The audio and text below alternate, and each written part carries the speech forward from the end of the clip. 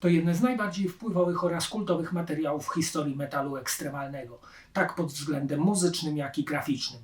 Kamień węgielny black metalu oraz jego fundament. A dzisiejszą kompilacją jest Sodom in the Sign of Evil oraz debiut Obsessed by Cruelty.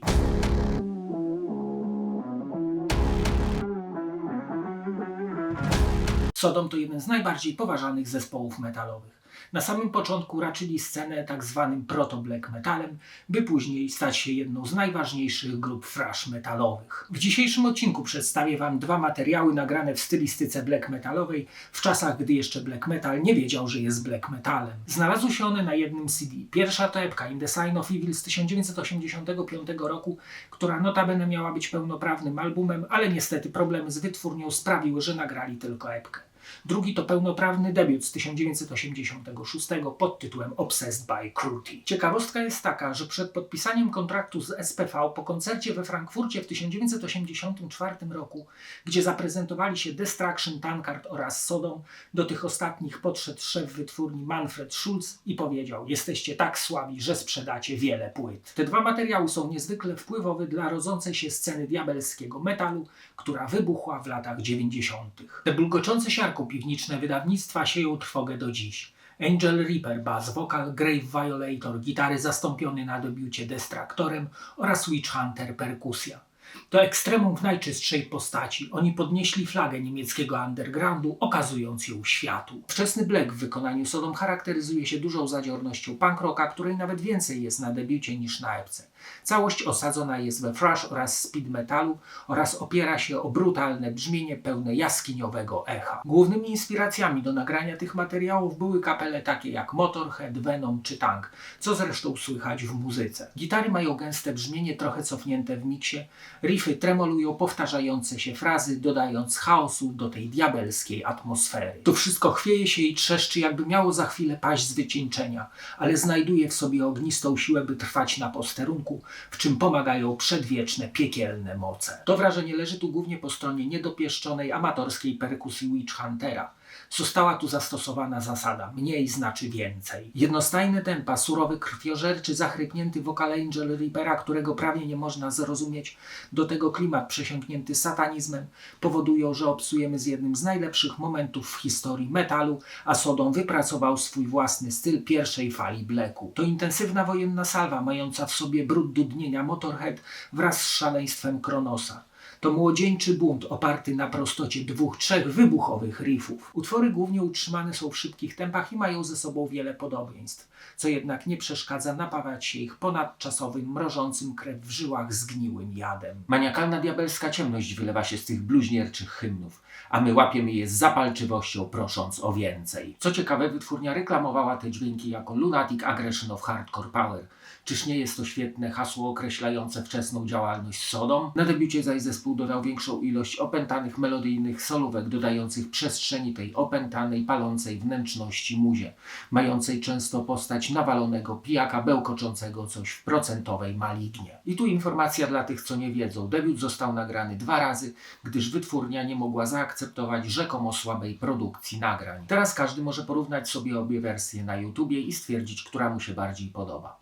Pierwsza została nagrana w 1985, druga na początku 1986 roku z nowym gitarzystą Ahatorem. W pierwszej gitary są trochę przytłumione przez bębny, w drugiej zaś całość jest trochę jaśniejsza. W stosunku do In the Sign of Evil utwory na debiucie są bardziej złożone, a perkusja spójnie utrzymująca rytm.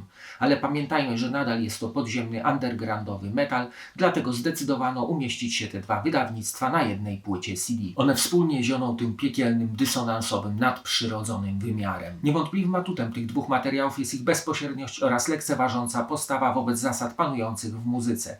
I właśnie ta chaotyczność została dostrzeżona przez blackowych muzyków drugiej fali, którzy właśnie Sodom wybrali za główne źródło inspiracji. Te nieprzesiąknięte technicznymi umiejętnościami wymiociny wprowadzą Cię w wieczór pełen zbrodni i innego rodzaju zabójstw. To przynoszące ciemność i zniszczenie bramy, które już na zawsze zostały otwarte. Posłuchajmy teraz fragmentów tej pełnej mroku i zła kompilacji kompilacji.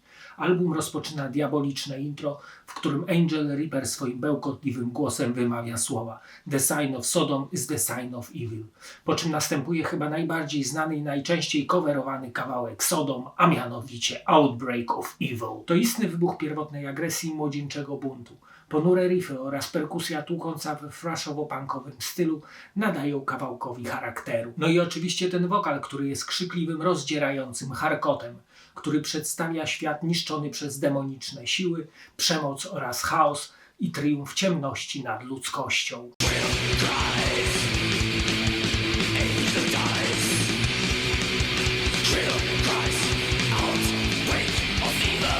Blasphemer to totalnie plugawy wyziew, który rozpoczyna się śmiechem demona. Tekst przedstawia skrajnie antyreligijną postawę, w której główny bohater identyfikuje się z satanizmem oraz złem. To nieświęty chaos trzymany w ryzach przez szalone riffy oraz nawiedzony wokal Angel Reapera. Atmosfera jest surowa, a tempa ekstremalne, siejące zniszczenie. Jest total, brutal, ogniście.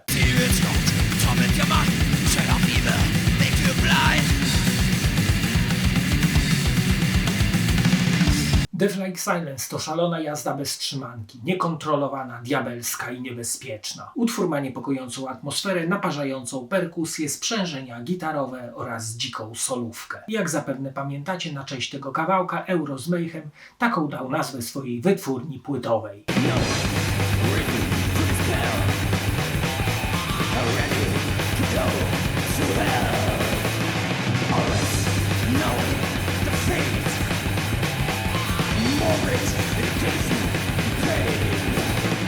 Ostatnim z prezentowanych dziś kawałków będzie Equinox, pełen oszalałej perkusji, zwariowanych, nienawistnych riffów oraz agonalnego wokalu Angel Reapera. W utworze występuje również agresywna solówka na basie.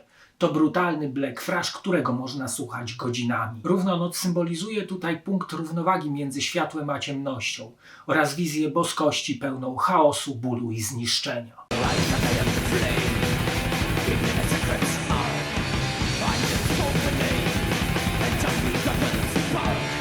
Czas zobaczyć okładkę i wkładkę tej zacnej kompilacji. Moje wydanie jest z 1988 roku ze Steamhammer. Niewątpliwie te dwa covery są niesamowicie kultowe. Na In the Sign of Evil widzimy kata odzianego w czerwoną szlafmycę, dzierżącego w ręku potężny miecz. Po prawej stronie logo zespołu pisany z góry na dół, a na dole tytuł. Zaś Obsessed by Cruelty front zdobi głowa w stanie rozkładu, której czaszka rozrywana jest od góry szponami, a z krwistych, wampirycznych szponów wyłaniających się z dwóch stron okładki skapuje krew, której krople tworzą tytuł. Wkładka to po prostu czarno-biała rozkładówka, gdzie umieszczono okładki albumów wydanych przez wytwórnię. A po dwóch stronach na czarnych paskach umieszczono logo SPV i adres oraz logo Steamhammer. Wkładkę zamyka strona, gdzie na czarnym tle umieszczono producentów oraz składy nagrywające obu materiałów, tytuły utworów, na dole po lewej kolorowe logo Steamhammer oraz adres do wytwórni. Na klasycznym srebrnym krążku CD umieszczono czerwone logo Sodom, tytuły materiałów, logo Steamhammer oraz SPV, producentów i czerwone tytuły utworów. Na tyle pudełka widzimy okładkę Obsessed by Cruelty z czerwonym logiem Sodom umieszczonym na górze po prawej, a obok żółte logo SPV, nazwę zespołu oraz adresy do wytwórni i logo AAD. In the Sign of Evil oraz Obsessed by Cruelty to jedne z najbardziej brutalnych oraz obrzydliwie, pięknie, prymitywnie zrealizowanych materiałów w historii. Pół dzikie, pół pierwotne, szalenie kakofoniczne, ale jakże słuchalne. To jak taplanie się w błocie, ale ileż to mamy z tego plugawej radości.